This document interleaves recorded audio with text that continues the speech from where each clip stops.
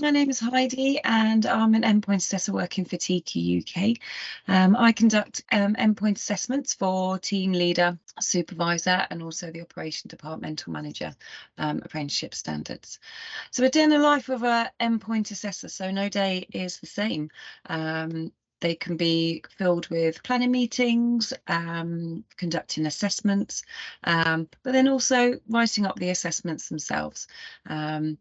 We pretty much plan our own diary, so there's a lot to do with planning and organising and effective time management.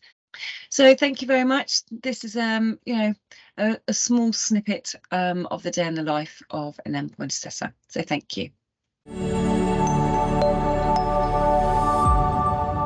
My name's Belinda and I'm one of the endpoint assessors working at Training Qualifications UK. I predominantly assess within the early years qualifications from level 2 to level 5, and I also assess the teaching assistant endpoint assessment as well. This means I will assess within a range of different components, and also I assess within both remote and face-to-face assessments as well. Remote assessments are a lot easier to be able to kind of plan within the diary, and also the bonus of doing a remote assessment as well. It means our apprentices can actually get through and end their endpoint assessment a lot quicker. With face-to-face assessments, you have to factor in regards to travel time, and then obviously, and again, with say a teaching assistant endpoint assessment, it means a whole day is taken up in doing a teaching assistant endpoint assessment, because all 2 assessment components are completed on the same day. Another part of obviously the day-to-day life of an endpoint assessor is making sure you set aside time for admin.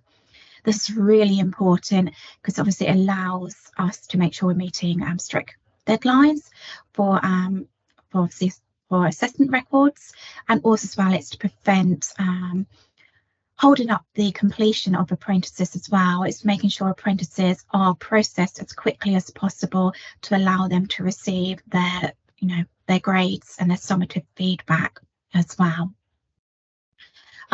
Another part of the role is obviously making sure you're responding to emails from work colleagues and also from apprentices, training providers and settings as well. And that's everything. Okay, thank you. Bye-bye.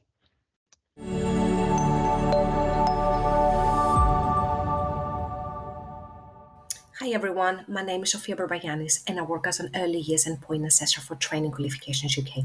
I really enjoy my role because it's different from working with a learner over a period of time and helping them progress on program.